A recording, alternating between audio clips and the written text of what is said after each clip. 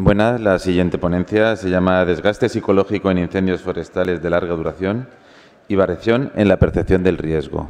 La ponente se llama Piluca Carmona, psicóloga. Digo Piluca porque es como todo el mundo la conoce y como le gusta que la llamen. Es licenciada en Psicología y Psicología Social y de las Organizaciones de la Facultad de Filosofía y Ciencias de la Educación de la Universidad de Sevilla. En la facilitadora de Crew Resource Management, que es de los factores humanos en aviación, introducción a los sistemas de gestión de la seguridad, de la COPAC, experta en crisis, emergencias y catástrofes, Polinefoc, intervención psicológica en emergencias y catástrofes del nivel 3 de la Escuela Nacional de Protección Civil. Desde 2015 trabaja como freelance impartiendo formación tanto presencial como online sobre comportamiento humano en situaciones de emergencia y herramientas para su mejora. Para la Agencia de Medio Ambiente, el Infocas, instructora de factores humanos en SEILAF, Sistema de Entrenamiento Integrado de Lucha en Incendios Forestales, y miembro del Grupo de Intervención Psicología en Emergencias y Desastres del Colegio de Psicólogos de Sevilla, el grupo especializado en la intervención psicológica con víctimas y profesionales intervinientes. Muchas gracias, Pilar.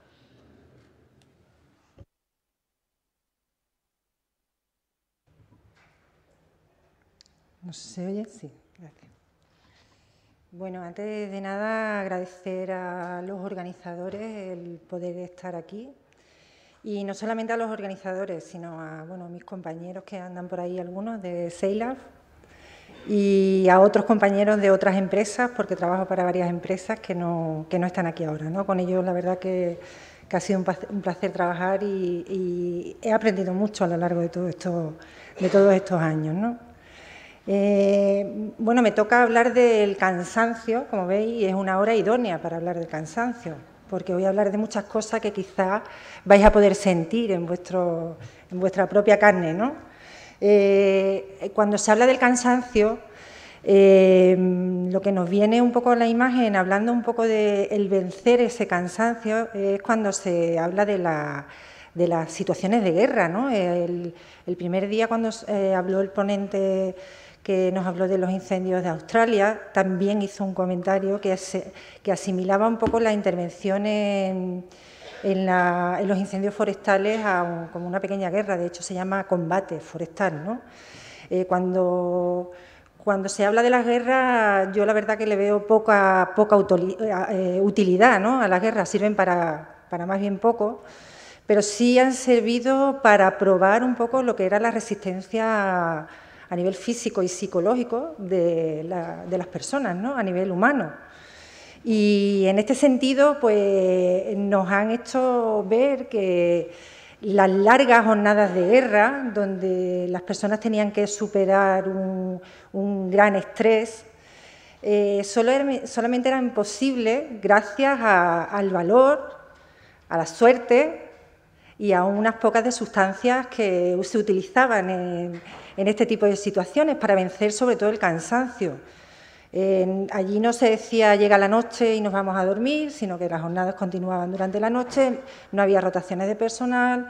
Entonces estamos hablando de guerras como la Segunda Guerra Mundial, que es donde más se empezaron a usar este tipo de drogas estimulantes, de la familia normalmente de las anfetaminas, y que lo que hacía es que reducían el cansancio, pero no solamente reducían el cansancio, sino que nos hacían estar un poco más concentrados, favorecían nuestra atención, nos quitaban el hambre, la sed y el miedo. Ya con eso pues se produjeron, pues lo que se hizo es que se utilizaron en exceso. Al principio no se vio que esto tenía una doble cara, que las drogas tienen unos efectos secundarios que a la larga son bastante perjudiciales, pero durante este tipo de periodos pues se aprovechó bastante lo que eran las ventajas.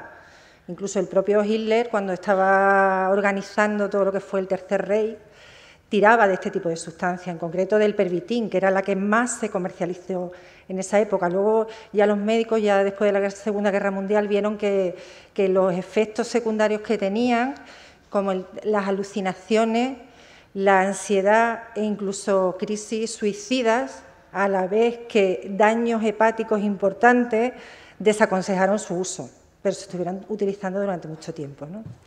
Esta droga lo que hacían era favorecer, como digo, convertirnos en superhombres. Esto no se quedó en la Segunda Guerra Mundial y los médicos vieron que era malo y se dejaron de usar. Esto llega hasta nuestros días.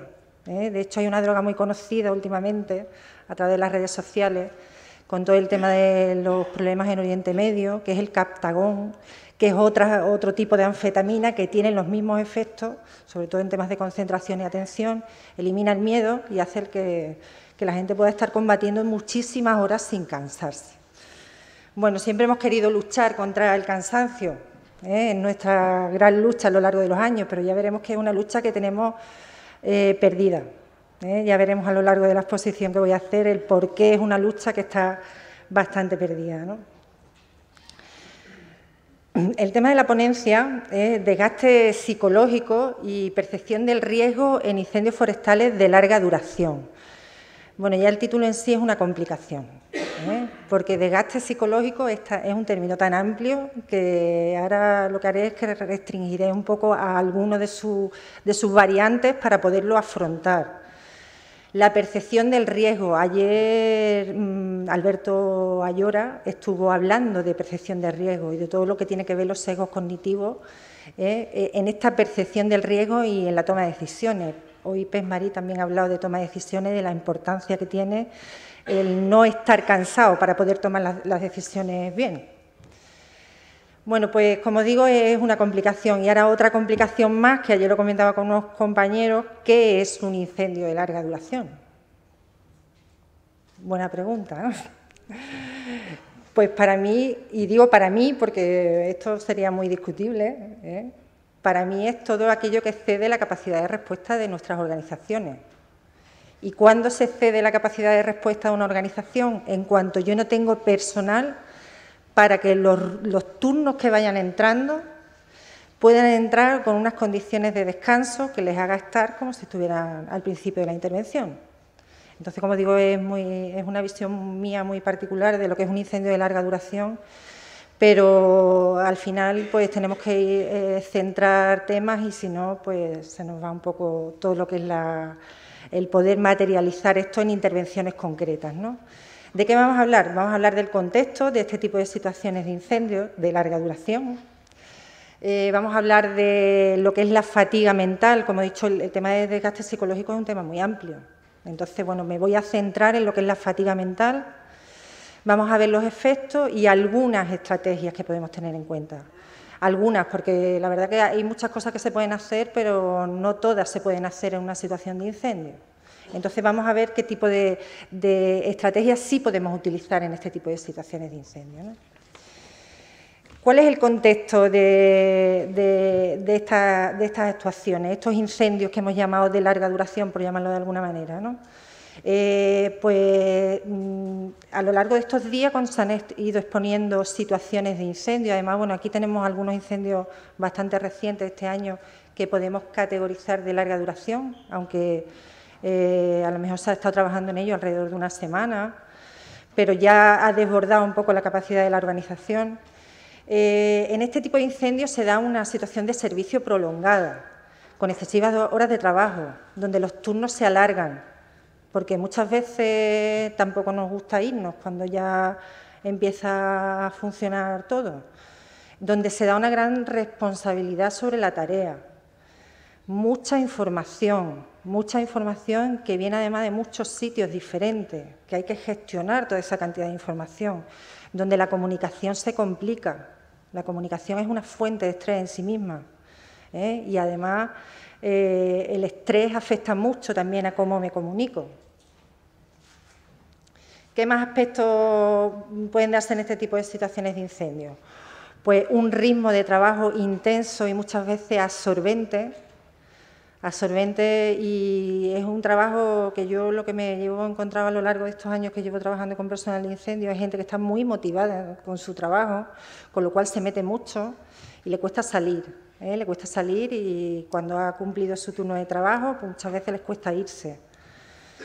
donde los aspectos ambientales, hablaba Pilar también y algunas personas que han estado hablando aquí de todo lo que es el tema del estrés, Carmelo ayer también estuvo hablando de este tipo de aspectos que tienen más que ver con la prevención de riesgos laborales, pues se dan situaciones que son difíciles de eliminar, ¿no? El calor, pues el calor es una de las variables que más estrés genera, ya solamente por sí misma ya es una variable que incide mucho en el estrés. Pues el calor en este tipo de situaciones no lo podemos quitar. Hay otro tipo de situaciones como el ruido. Todo esto son variables que se estudian a nivel, los ergónomos, los que trabajan en temas de adecuación de condiciones de trabajo, trabajan este tipo de variables y te dicen que tienes que eliminar los ruidos. Aquí eliminar los ruidos no podemos. El ruido es una fuente de información más, no nos podemos poner unos tapones. Entonces son condiciones que ya veremos que hay cosas que se pueden hacer, pero hay cosas que son inevitables, ¿no? Hay una gran implicación emocional. Esta gran implicación emocional es por la misma situación de incendio.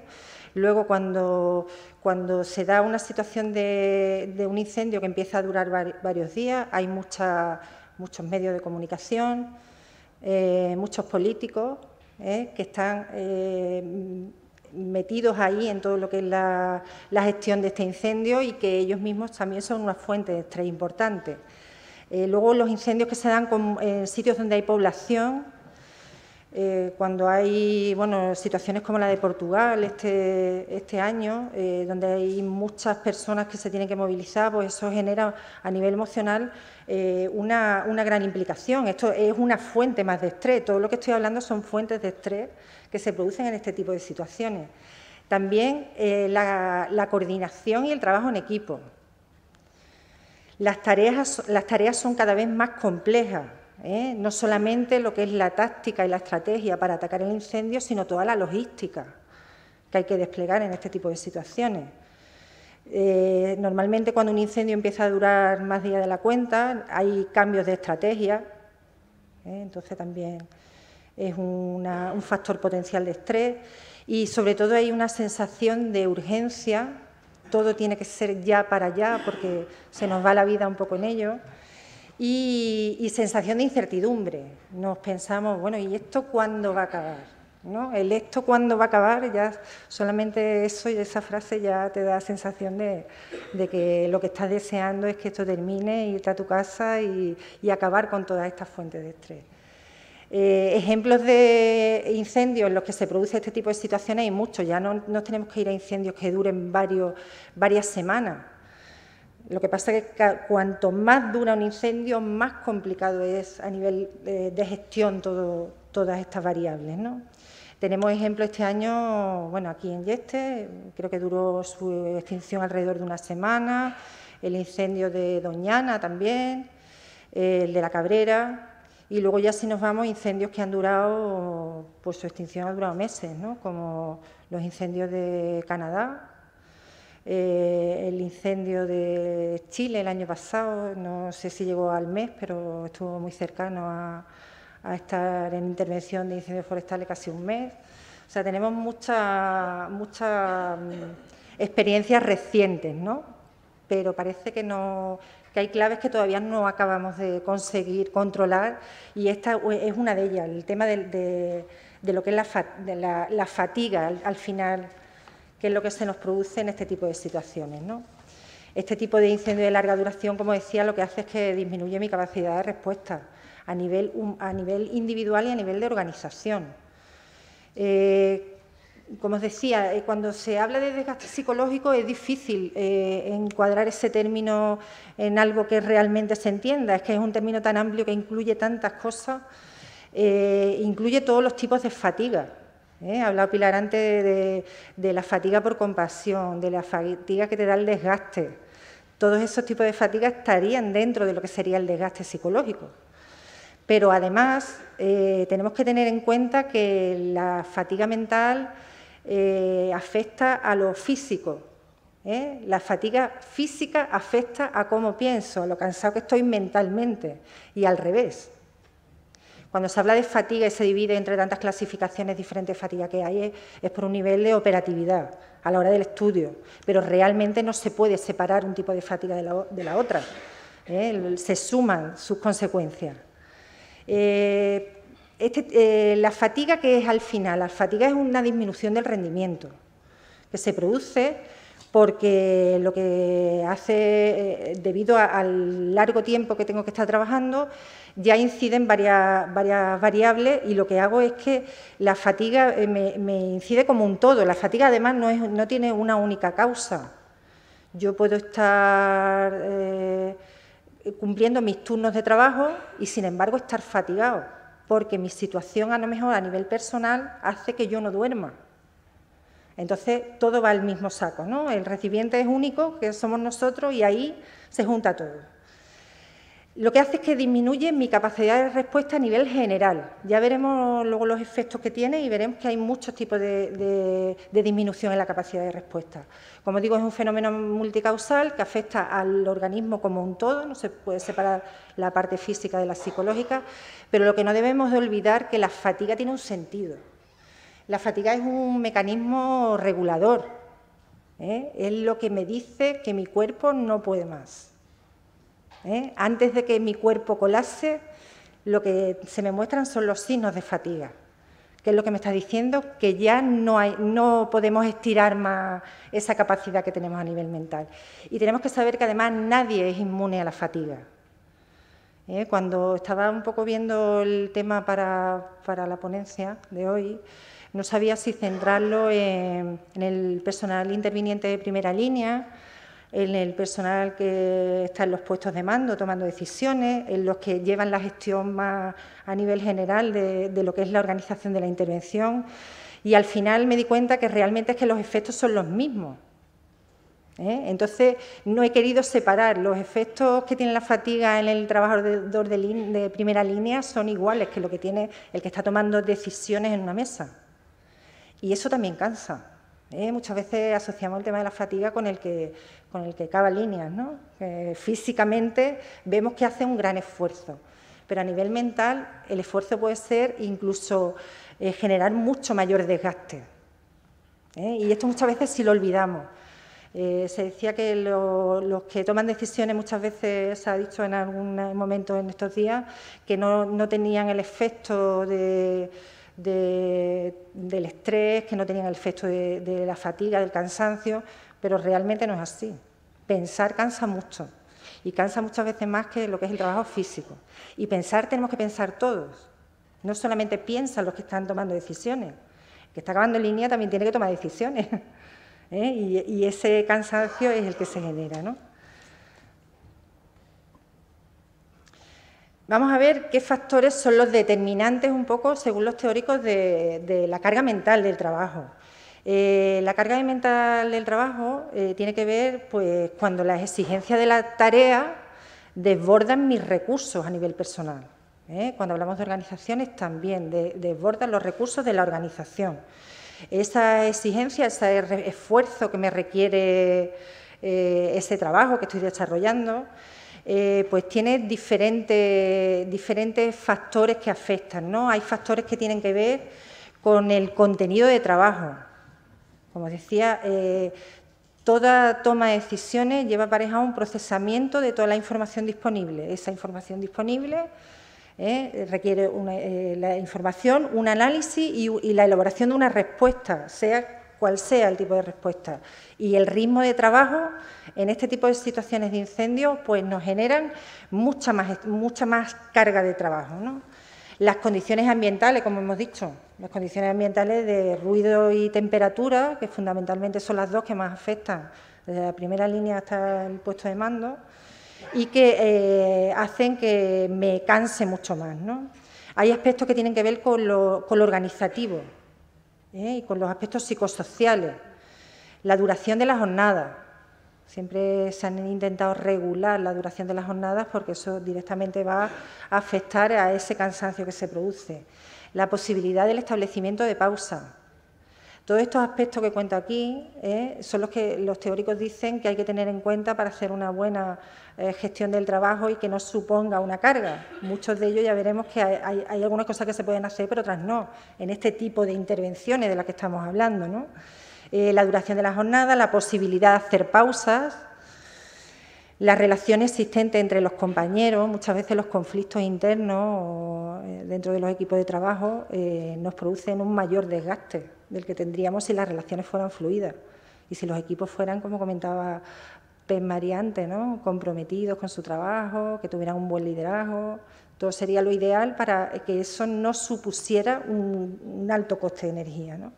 Y la comunicación, como os decía, la comunicación es un factor que tiene una gran influencia en el estrés y que en sí mismo es una fuente de estrés importante, ¿no? El diseño de puestos.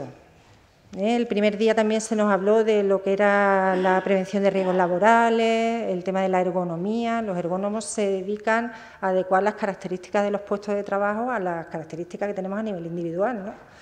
Pues ellos hablan de comodidad e incomodidad del puesto y utilizan determinadas técnicas pues para corregir determinadas incomodidades. Pero muchas veces los puestos de mando son incómodos, el trabajo en primera línea es incómodo. Y eso, pues, no podemos hacer nada por remediarlo, ¿no? Lo que tenemos que intentar es utilizar otro tipo de estrategia, ¿no? El cómo se presenta la información también. Muchas veces decíamos que en este tipo de incendios se da, bueno, en este y en todo, se da una gran cantidad de información. Pues el cómo yo gestiono esa información también va a influir en la carga de trabajo que tiene mi trabajo en sí, ¿no? Estos son los factores que tienen que ver con la exigencia del trabajo, pero claro, hablamos de capacidad de respuesta. Y si hablamos de capacidad de respuesta, tenemos que hablar de aspectos que tienen que ver con lo personal. No nos cansamos igual dependiendo de la edad que tengamos. Y de eso también tenemos que ser conscientes, nos duela o no nos duela. No dormimos igual también en función de la edad. También hay una serie de condiciones que tienen que ver con la preparación, tanto física, psicológica, de conocimiento, de experiencia, de haber vivido situaciones parecidas. Alguien que no ha vivido situaciones de este tipo y se ve la primera vez que tiene que intervenir en un incendio que ya dura un poquito más de la cuenta, pues se da cuenta que se cansa mucho más que una persona que ya está habituada a este tipo de trabajo, ¿no? Y luego hay todo lo que tiene que ver con los factores extralaborales. Decíamos que tenemos que tratar al individuo como un todo, no podemos separar, se separa para su estudio, pero para poco más. El estrés que deriva del trabajo se suma al estrés que deriva de la vida personal de cada uno. Y con la fatiga y con este tipo de desgaste pasa igual. Entonces, todo lo extralaboral, todas las preocupaciones que tengo, todo cómo se desarrolla mi vida, todo eso al final me genera mucho más cansancio.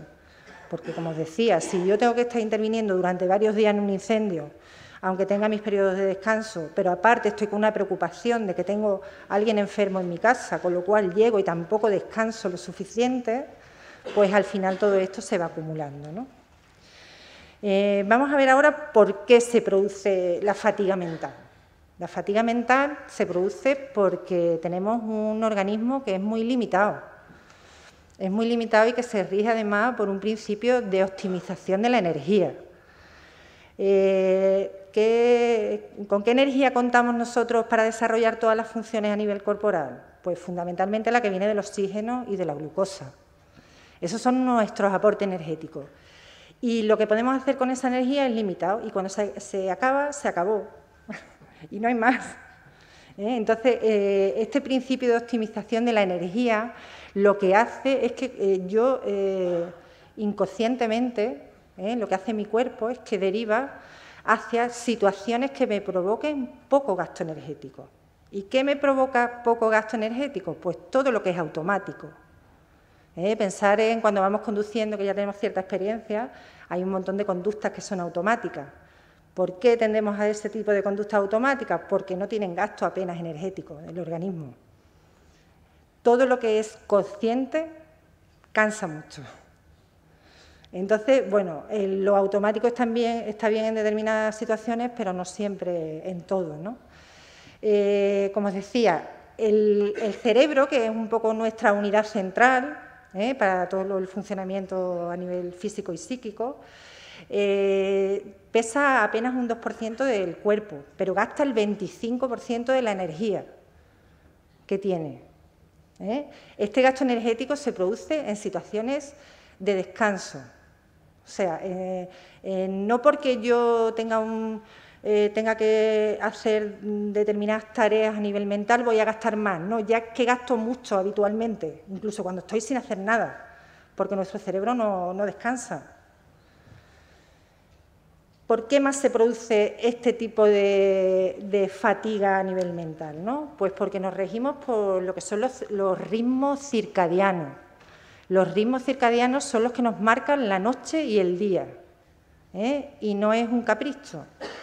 Se ha dado recientemente el Nobel de Medicina este año a 3 médicos estadounidenses porque han descubierto lo que son las bases moleculares a nivel corporal de esos ritmos circadianos. O sea, no es una tontería, no podemos decir, no, yo es que trabajo igual de noche que de día. No, eso no es así, porque tu reloj biológico te está diciendo que tú de noche lo normal que tienes que hacer es dormir. Y si estás trabajando, no vas a estar trabajando con la misma calidad. Estos ritmos circadianos que me marcan ese sueño y el descanso, lo que hace es que el dormir sea algo irremediable y que además nos cuesta mucho trabajo controlar. Cuando nos entra sueño, nos entra sueño. Y se dice muchas veces que el impulso del sueño es más grande que el del hambre. Yo no sé si habéis visto algunos vídeos de estos que salen por internet de niños pequeñitos que están durmiendo y comiendo, pero les puede el sueño, ¿no? Y se acaban cayendo encima de la mesa porque les puede más el sueño que el hambre que tienen. Pues nos pasa así, hacia todo. Luego hay variaciones individuales, porque hay gente que le puede mucho más el hambre. Y luego ya dormirán cuando puedan. Estos ritmos circadianos, como os digo, hacen que tengamos que dormir. El dormir es una necesidad y nadie puede estar sin dormir. Eso de echarse agua en la cara y de tomarse un café te alivia momentáneamente, pero no elimina el cansancio. El establecimiento de pausas también ayuda, lo que es el descanso. El descanso sería el estar, si yo estoy realizando una actividad y tengo un descanso, lo que hago es que me retiro de la tarea y no hago otra tarea que me siga cansando aún más, sino que estiro las piernas, me doy un paseo, me relajo, ya veremos algunas estrategias que se pueden hacer para que este tipo de descansos sean efectivos. Cuando se habla siempre del sueño, hay muchas preguntas por internet, si lo metes hay muchas curiosidades, ¿no? ¿Cuánto tiempo puede estar una persona sin dormir? Pues hubo un chico con 17 años que quiso hacer un experimento para su clase de ciencia y se llevó 11 días sin dormir. 11 días sin dormir significa que tuvo que tener ayuda para no dormir, sustancias estimulantes, como decía, y amigos y compinches que lo despertaran continuamente y que hicieran que no se durmiera. Cuando uno está en este tipo de situaciones y no duerme, se producen alucinaciones, se produce ansiedad y muchas veces nuestro cuerpo colapsa. Lo que pasa es que todo eso es reversible. Este chaval, una vez que terminó sus 11 días y lo escribieron en el libro Guinness de los récords, que yo creo que era lo que buscaba un poco para su trabajo, pues se tiró 2 o 3 días durmiendo, sin parar. Se despertaba y seguía durmiendo otra vez. Cuando terminó su ciclo de sueño y su cuerpo más o menos se restableció, no tuvo ningún tipo de secuela. Pero es necesario dormir.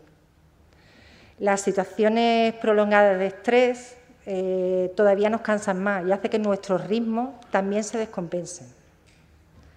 Ya como curiosidad última con el tema del sueño, hay una enfermedad que se da a nivel genético, que la tienen 40 familias en todo el mundo, que se llama el insomnio familiar letal, que acaba con la muerte.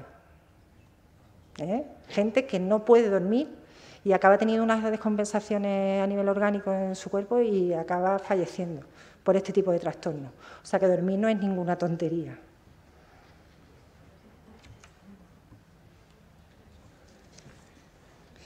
¿Qué implica esta fatiga mental? ¿Qué efectos tiene? ¿Y qué tipo de efectos se producen en nuestro organismo y por qué hay que tenerlos en cuenta?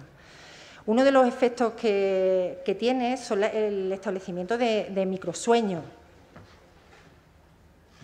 Yo creo que es una sensación que es más común de la que a lo mejor pensamos, ¿no? Los microsueños se producen, son muy evidentes cuando vamos conduciendo. Estamos cansados, a lo mejor estamos de vuelta, después de unas jornadas intensas de trabajo, estamos de vuelta a casa y es esa desconexión que se produce, que dura apenas segundos, que apenas somos conscientes y que muchas veces no cerramos ni los ojos. Pero nuestro cerebro se desconecta durante entre 2 y 5 segundos. ¿Esto es peligroso? Pues depende de lo que estés haciendo. Un piloto que está llevando una aeronave en un incendio forestal no se puede permitir 2 segundos de desconexión de su cerebro. Alguien que está en una situación de primera línea de fuego, donde está siendo amenazado por el fuego, tampoco. Ahora, si yo estoy escuchando una conferencia y doy una cabezadita, pues eso no pasa nada. ¿Qué otro tipo de efectos tenemos? Pues se dan fallos en la atención y aumento del tiempo de reacción. Los fallos en la atención suelen ser muy evidentes. Normalmente esos fallos de atención lo que nos hace es estar menos alerta. Además nos damos cuenta, cuando estamos así que hemos pasado malas noches o hemos estado trabajando durante mucho tiempo, nos damos cuenta que no prestamos atención a todo lo que sucede a nuestro alrededor. Habitualmente no somos demasiado multitarea, pero sí somos capaces de realizar varias cosas a la vez, no muchas, las mujeres tampoco. Y esto lo que pasa es que mi cerebro actúa a nivel de procesamiento de información como si fuera un ordenador un poco viejo, ¿no? En cuanto tengo abiertas 2 o 3 ventanas, todo se ralentiza, y llega un momento en que puede colapsar. Pues en este tipo de situaciones, si normalmente podemos hacer 2 o 3 cosas a la vez, más o menos manteniendo un ritmo de alternancia de la atención de unas cosas a otras, cuando estamos cansados no somos capaces. No somos capaces de estar tomando notas muchas veces, que es lo de multitarea lo más básico, tomar notas a la vez que escuchar instrucciones, no somos capaces de hacerlo. Se producen, como os decía también, aumento del tiempo de reacción. Nos volvemos lentos. Se producen, además, diferentes tipos de errores. Una de las fuentes más importantes de accidentes son los errores en la actividad. Y los errores se incrementan cuando se aumenta la fatiga. La fatiga es la antesala directa de muchos accidentes. Este incremento de los errores se produce también porque, como decía antes, no estoy demasiado atento, me pierdo muchas claves del entorno, además mi tiempo de reacción aumenta, pues lo lógico es que cometa errores. Se da también una mala retención de la memoria. Yo no me acuerdo si fue ayer que estuvo hablando también de este tipo de situaciones. No soy capaz si en estado normal soy capaz de recordar entre 5 y 7 elementos, cuando estoy en estado de fatiga apenas supero los 3. ¿Qué importancia tiene esto? Que yo tengo que mantener datos en la memoria para poder realizar acciones. Si no soy capaz de retener los datos, no soy capaz de realizar las acciones bien, ¿no? Esta mala retención de la memoria y estos problemas de atención, al final lo que generan son problemas de conciencia situacional. La base de la conciencia situacional son la memoria y la atención. Si esto falla, la percepción, la conciencia situacional falla también. Se dan situaciones en las que a lo mejor en estados extremos de cansancio, en primera línea de fuego, ni siquiera sé identificar dónde estoy, o no sé identificar una zona segura. Mal juicio en la toma de decisiones. También nos volvemos... si la base de la toma de decisiones son toda la información que recibimos, pues lo lógico es que todo esto al final genere una toma de decisiones mala, de mala calidad, ¿no? Una mala evaluación del riesgo. Ya veremos luego el componente importante de percepción psicológica del riesgo, que es a nivel subjetivo y que da valoraciones erróneas. Una capacidad de análisis alterada. No somos capaces de analizar bien los datos que tenemos y además nos volvemos bastante cabezotas. Nos volvemos de ideas fijas, nos agarramos a las ideas que tenemos y no queremos soltarlas. Eso genera luego al final mucho estrés dentro de los equipos de trabajo, porque ese empecinamiento muchas veces de las personas en querer mantener su opción como la única posible. Y ya por si fuera poco este cuadro que os presento, irritabilidad. irritabilidad con los demás, todo me enfada, todo me molesta. Eso es una sensación que sí podemos percibir y si miramos situaciones en las que hemos sufrido cansancio, nos volvemos muy irritables, muy antipáticos. No se nos puede decir nada, nadie nos puede llevar la contraria. Y si yo digo que una cosa es de una manera, más me vale que los que están a mi lado me digan que es así, porque si no es que la voy a liar. Entonces todo esto al final complica todo lo que son las situaciones en los incendios, ¿no? Como decía antes, cuando hablaba de todos los efectos que tiene la fatiga mental, que estamos tomando decisiones todo el tiempo. Estamos tomando decisiones, sea el puesto en el que sea. Tomar decisiones acertadas y oportunas es nuestro cometido dentro de un incendio forestal. Para ello debemos evaluar la situación, buscar la información que es relevante, sopesar las opciones, hacer juicios e iniciar acciones. La base para todo esto ya hemos visto que en situaciones de cansancio es mala, bastante mala.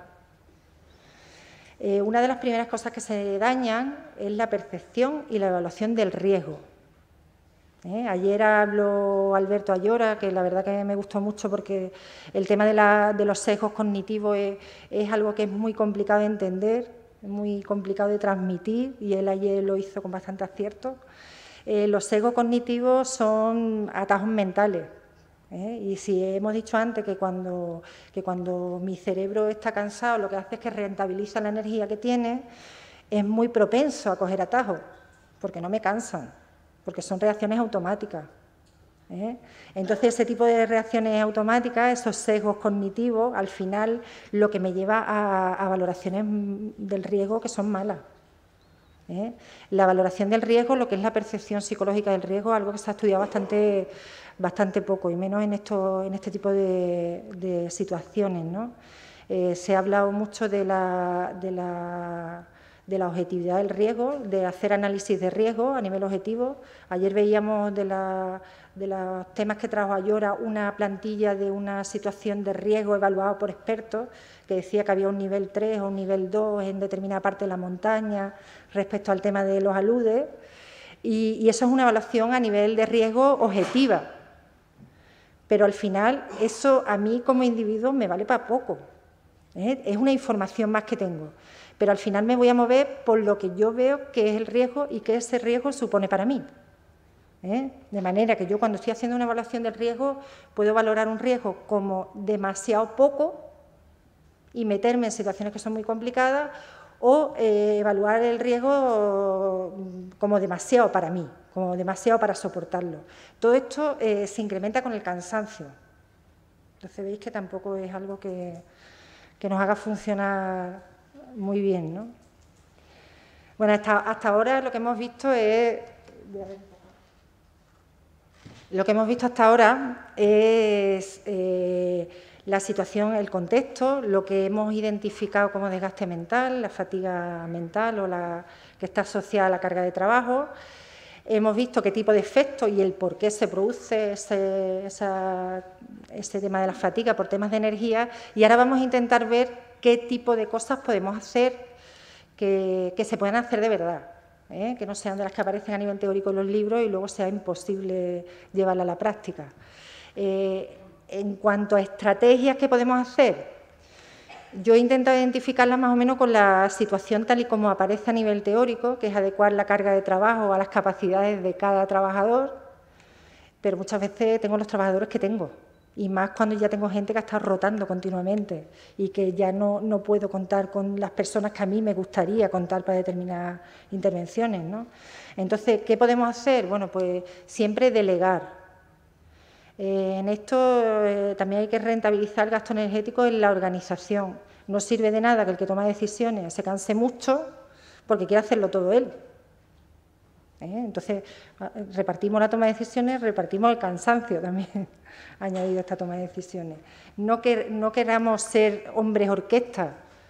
Muchas veces porque en este tipo de situaciones que nos llevan con mucha prisa, pues pensamos que nadie lo va a hacer mejor que yo, o simplemente por no pararme a pensar quién se puede encargar de cada tarea, pues voy tirando y me voy cargando yo con todo. Pues al final lo que hacemos es que nos cansamos, el que toma un poco la voz cantante se cansa mucho y no sirve, al final acaba colapsando, ¿no? Intentar hacer rotaciones de personal en las tareas que sean además las más tediosas o las que menos le gusta a la gente. Esto depende, el tipo de situaciones también se pueden hacer o no. Pero siempre hay tareas que son más rutinarias, que generan mucho cansancio, y si tenemos a varias personas que vayan haciéndola entre varios, pues ya no se cansarán tanto, ¿no? Para todo esto, pues a nivel organizativo deberíamos contar con personal de apoyo y personal suficiente para establecer relevo. Si no tenemos personal suficiente, llega un momento en que, igual que decimos que el organismo colapsa, una organización puede colapsar también. ¿Qué otra cosa? Controlar y dosificar la cantidad de información. Información hay mucha, lo que tenemos que mejorar su soporte, de manera que sea, igual que decimos de la comunicación, siempre clara, concreta y concisa, pues la presentación de la información tiene que seguir esas mismas claves. No tengo que dar muchísimos datos, solamente aquellos que sean relevantes, lo tengo que dar de una manera ordenada, que yo cuando vea una plantilla no me suponga un estrés añadido, porque no sé dónde empiezan los datos y dónde terminan. El soporte de la información me va a dar muchas claves para ayudarme en este sentido, ¿no? Recurre a procedimientos y listas de chequeo. Decimos que una de las consecuencias, de los efectos que tiene la fatiga mental es que disminuye mi memoria de trabajo. Si disminuye mi memoria de trabajo, yo no puedo estar continuamente haciendo un trabajo pendiente de si me acordaré o no me acordaré, o si me interrumpen una tarea de por dónde iba. Un procedimiento al final es una guía. Ya la mayor parte de las organizaciones suelen contar con procedimientos que guían el trabajo y que me van diciendo qué paso es el siguiente que yo tengo que dar. Eso es una gran ayuda, porque no tengo que tenerlo todo en la cabeza, ni tener a alguien que esté pendiente de que esos pasos se vayan siguiendo. Pero los procedimientos muchas veces son poco operativos en la práctica. Si yo tengo prisa y tengo que recurrir a un procedimiento, encontrar dónde estaba y entre todo el texto que muchas veces tiene un procedimiento, establecer cuáles son los pasos importantes, pues suelo perder mucho tiempo. Entonces, lo ideal es que los procedimientos lleven asociadas listas de chequeo. Esas listas de chequeo lo que me va a suponer a mí es una guía, donde yo puedo ir pautando pues qué voy haciendo y qué no voy haciendo, y si me despisto de la tarea que estoy haciendo, sepa dónde la he dejado, para poderla seguir, qué pasos no he contemplado, ¿no? Este tipo de procedimientos y de listas de chequeo tienen que ser a prueba de errores. A prueba de errores significa que sean tan fáciles de seguir que no necesiten una energía extra, ¿no? No hay que dejar nada, como estamos viendo, en manos de la memoria. Yo por eso muchas veces siempre traigo notas, porque no puedo estar pendiente de acordarme absolutamente de todo, ¿no? Este libro que aparece aquí es un libro que yo recomiendo, se llama El efecto checklist, habla sobre las listas de chequeo, sobre todo en la medicina, y cómo el utilizar listas de chequeo de procedimientos al final acaban salvando vidas, ¿no?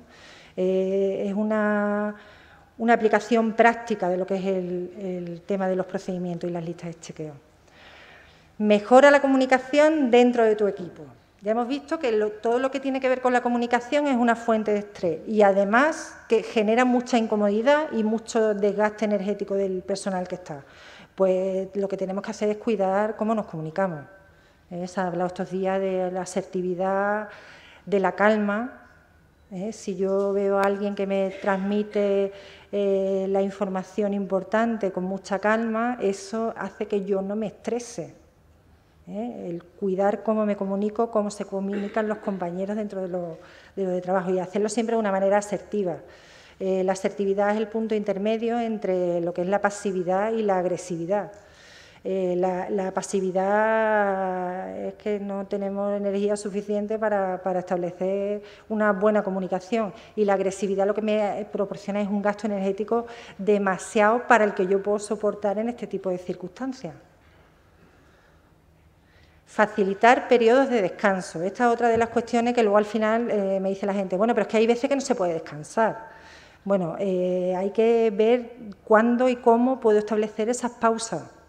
A lo mejor no puedo abandonar mi puesto de trabajo, pero sí me puedo retirar un poco, puedo aprovechar, pues para que las pausas sean efectivas. No puedo seguir con otro tipo de tarea, pero dentro del mismo trabajo. O sea, no me sirve de nada que yo haga una pausa, pero siga hablando por teléfono de lo mismo. Eso no es una pausa, sigues trabajando y tu gasto energético sigue aumentando. Entonces, en este tipo de pausas lo ideal es que sean frecuentes y cortas, que yo pueda hacer algo diferente a lo que estaba haciendo en mi trabajo, como por ejemplo realizar estiramientos. Las pausas hay que aprovecharlas para eso, para moverse. Cuando estamos muy aletargados, el realizar estiramientos y movernos nos vuelve a activar. Como digo, lo único que cura la fatiga es dormir, pero este tipo de cosas lo que hace es que la van aplazando un poco para cuando yo pueda descansar. Y realizar ejercicios de respiración. Hemos visto que uno de los componentes que nos hace tener energía es el oxígeno. Cuando estamos en una intervención de estas que son muy estresantes, normalmente la respiración es muy superficial, lo hacemos con la parte alta de los pulmones y no nos entra demasiado oxígeno. Entonces, acostumbrarnos a que cuando vayamos teniendo este tipo de pausas en las que podemos descansar, a aprovechar para hacer ejercicio de respiración consciente, 2 o 3 inspiraciones profundas, que eso lo que más me va a hacer es un aporte de oxígeno extra, ¿no? Cuida las condiciones ambientales. Ya hemos dicho que era un tema complicado el de cuidar las condiciones ambientales, pero sí puedo hacer pequeñas cosas, ¿no? Sentarme para tomar decisiones. Parece muy tonto, pero lo que hace es que mi gasto energético se reduce. Tomo las decisiones con mucha mayor calma que si lo hago de pie. Nosotros hemos observado en muchos ejercicios que cuando la gente toma las decisiones de pie, normalmente el tono de la conversación se va elevando, el volumen. Todo eso indica que el estrés va subiendo. La gente se empieza a mover más, entonces lo que hacemos es intentar que se tomen las decisiones sentados. Cuidado con el estrés térmico. No podemos eliminar el calor, pero sí podemos estar pendientes de los niveles que tenemos. Extremar las precauciones en el trabajo nocturno, porque por la noche es mucho más fácil que todo este tipo de efectos se produzcan. Como hemos dicho, estamos hechos para descansar y dormir de noche. Entonces, todo lo que vaya en contra de dormir, pues es una actividad que no es la apropiada, ¿no? Y mantente hidratado y alimentado. Bebe agua aunque no tengas sed, come aunque no tengas hambre. Normalmente pues intentar siempre tener a mano agua fresca, aprovechar los descansos pues, para hidratarse y para comer. Come alimentos de rápida digestión, porque hay un tipo de fatiga que también se da después de las comidas copiosas, producida por la misma digestión, que hace que los niveles de fatiga se incrementen. Entonces tenemos que evitar pues, comidas muy abundantes. Come a menudo y poco, ¿no? Aunque no tengas hambre, y cada vez que hagas un descanso, obligarnos a tener ese aporte de energía que al final es lo que nos va a mantener ese nivel de energía que tenemos, ¿no? Como hemos visto, los efectos de la fatiga son muchos. Decía hace un rato que la fatiga es la antesala de la mayor parte de los accidentes, no solamente relacionados con la conducción, sino de accidentes laborales. Aquí en España se investiga muy poco el tema de los factores humanos cuando hay accidentes e incidentes relacionados con los incendios forestales. De todo lo que se investiga en un incendio puede suponer los factores humanos pues, como mucho el 5%. Uno de los temas que más se sabe que afectan a los accidentes es la fatiga y es de los que menos se tiene en cuenta a la hora de las investigaciones. Esto se hace mucho en la aviación. En aviación sí se investigan mucho los factores humanos y se ve que detrás de muchos accidentes la causa es la fatiga, ¿no? Como hemos dicho, las condiciones nuestras a nivel orgánico son las que son. Poco podemos hacer por cambiarlo. Ayer me di cuenta que Alberto tenía una diapositiva exactamente igual que esta, en la que al final es que es lo que nos condiciona, nuestra fisiología es la que manda. No podemos cambiar la naturaleza humana, pero sí podemos hacer algo por cambiar las condiciones en las que trabajamos. Muchas gracias y espero que no hayáis dormido.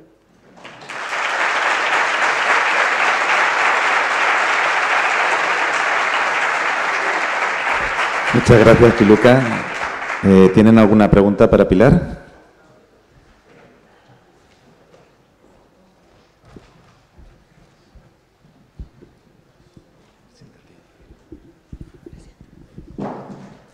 Hola, buenas. Yo soy coordinadora de medio aéreo en Andalucía y la carga de estrés y de atención en el trabajo es altísima. Los efectos de la fatiga yo no los has dicho, pero a mí personalmente lo que me cuesta trabajo detectar es cuando estoy fatigada en medio del trabajo, porque estoy tan concentrada en el trabajo que no tengo necesidades fisiológicas de ningún tipo en ese momento, pero el hecho de la fatiga ni siquiera sé cuándo llega y, sin embargo, temo los efectos. ¿Me puedes ayudar? Normalmente somos muy malos jueces de nuestra propia fatiga, ¿eh? Yo siempre digo que es difícil darte cuenta de la fatiga que tienes, pero sí puedes analizar un poco las condiciones en las que estás trabajando, hacer un poco de reflexión de cuánto tiempo llevo sin dormir, qué ritmo de trabajo llevo, ¿eh? Si me doy cuenta de esos pequeños errores que voy cometiendo, nos volvemos bastante torpes, incluso tropezamos más de la cuenta. Todo eso son indicadores de fatiga. Entonces, aprender a ver ese tipo de indicadores es lo que te va a dar a ti un poco el control de que sepas más o menos en qué límites estás. Está claro que si tú no has dormido regularmente entre 5 y 8 horas, se habla de cantidad, pero sobre todo de calidad, de sueño. Si no has dormido un índice más o menos de eso durante varios días, si tu situación de trabajo es muy estresante, y estás ya rozando los límites ya de las horas de trabajo que te corresponde, estás muy pendiente. Es lo único que se puede hacer en estos casos. Luego también la fatiga tiene un efecto con la motivación. Cuanto más me gusta lo que hago, menos noto que estoy cansado. Cuanto más aburrido me resulta el trabajo, me canso muy pronto. Entonces, es aprender también a analizarnos el cómo trabajamos. Cualquier tipo de errores en la actividad, en tu actividad diaria, te van a implicar un gasto energético extra y una fatiga. Tened en cuenta que vosotros, además, dentro de un avión no os podéis mover. Entonces, eso incrementa la fatiga. Los turnos vuestros, pues no sé cuántas horas serán, pero normalmente son... los pilotos se turnan, pero vosotros muchas veces no. Entonces, tú cuando lleves ya 4 o 5 horas trabajando, te aseguro que vas a notar los efectos. Si tú te analizas tu actuación, vas a notar los efectos. Entonces, intenta esas pequeñas pausas hacerlas, aunque estés en el avión, a ejercicio de respiración, ¿no? Pero son cosas que puedes hacer a la vez que tu trabajo, ¿no? Que tu aporte de oxígeno sea mayor, come algo, y intenta, pues, si ves que estás cometiendo muchos errores sistemáticamente, avisar, por lo menos avisar de que no estás en condiciones. Más vale muchas veces avisar y dar un poco la voz de alerta. Nadie es más débil porque se sienta cansado. Cansados nos sentimos todos. Entonces tenemos que quitar un poco la idea también de la gente de que aquí el que menos se cansa es el más fuerte, el más valiente, ¿no? Si aquí todos sufrimos los efectos de la fatiga. No sé si te he contestado. Muchas gracias, lo dejamos aquí. ¿Una pregunta más?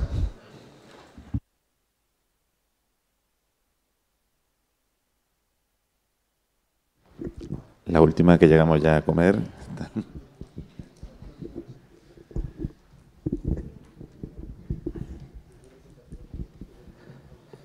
Buenas, Piluca. Te llamo Piluca porque, como has dicho que te comentaba, te tuteo. Cuando he leído la frase en la cual describías la charla, desgaste psicológico y percepción del riesgo en incendios de larga duración, me viene a la cabeza el decir, bueno, aquí en un mundo de ingenieros, toma de decisiones, staff, coordinadores, ¿vale? Todos están hablando de desgaste psicológico, emoción, motivación, pero a mí se me queda la pregunta en el aire de... Yo sé cuando una persona está cansada por el tiempo de su actividad y sé lo que me puede durar en un incendio o lo que me puede durar en una sesión. Pero me gustaría saber si cuando habláis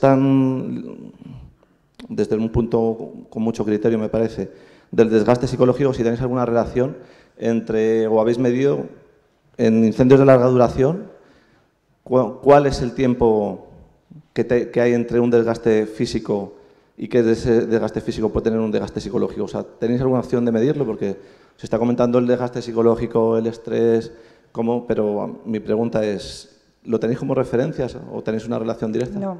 En incendio, además, la verdad que todo esto es bastante reciente y se está empezando a realizar investigaciones como las que nos presentaba Pilar, que tienen que ver con el estrés. Todo esto está muy relacionado con el estrés también. No existe una medida y es difícil ver ese tipo de concepto que tú dices. ¿Cuánto tiempo llevo y tú has dicho cuándo se produce primero el estrés, la fatiga física y luego psicológica? Se producen a la vez. Porque todo se saca de lo mismo, el esfuerzo físico y el esfuerzo mental tienen la misma base, el oxígeno y la glucosa que consumimos. Entonces todo es a la vez. Al final, si todo mi esfuerzo es físico, mi cabeza se acaba cansando también. Y si todo mi esfuerzo es mental, porque estoy sentado en una mesa solamente tomando decisiones, cuando me levanto me noto que estoy entumecido, que me duelen los músculos, aunque no haya hecho ejercicio. Todo eso en el tema de incendios forestales no se ha medido. No hay nada hecho sobre esto. Se ha estudiado mucho en aviación, por ejemplo. De hecho, en aviación existen diversos estudios donde se equipara la fatiga al consumo de alcohol. Los efectos que tiene son iguales que el consumo de alcohol. Pero nada, así que, bueno, en el incendio hay mucho todavía por hacer.